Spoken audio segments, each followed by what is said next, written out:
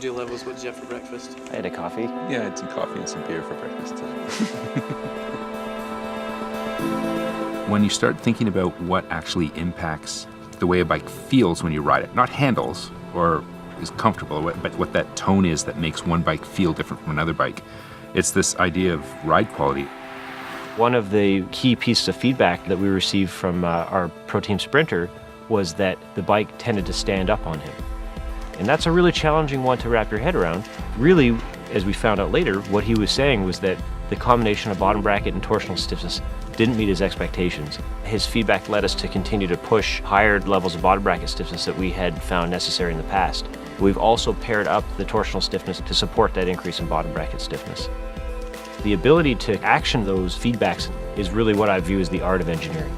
We started to identify the factors that control ride quality: the shape, the layup, the materials themselves, the balanced stiffness between the torsional and the bottom bracket stiffness, and also the way the bike handles.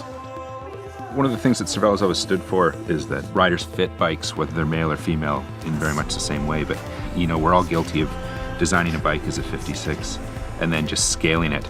We've been on a mission the last few years to unify the trail across all sizes.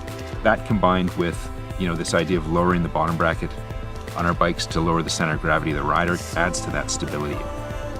The term that keeps coming to mind for me with this bike when you ride it is it's a really mature bike. The sort of balance of stiffness and handling geometry has really made a bike that climbs well, accelerates well, but you can sit in the saddle on it all day long and not come home beat up. These flies are just out of hand, man.